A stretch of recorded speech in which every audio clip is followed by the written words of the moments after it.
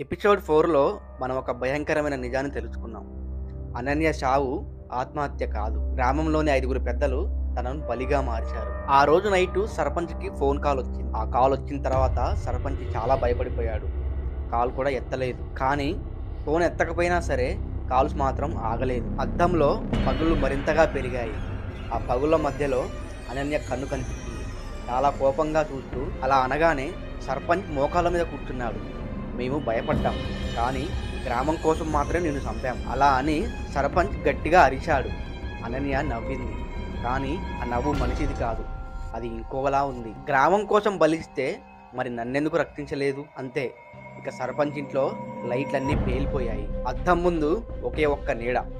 అంతే. మరుసటి రోజు ఉదయం సర్పంచ్ ఇంటి తలుపులు తెరిచి ఉన్నాయి.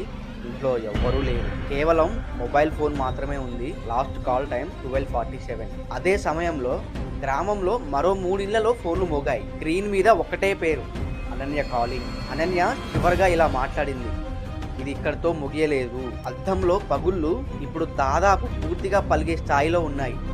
అది పగిలితే అనన్య పూర్తిగా బయటకు వస్తుంది. గ్రామం మొత్తం ఒకటే భయంతో ఉంది. అనన్యనికి ఆపేదెవరు? అద్దం పూర్తిగా పగిలిందా?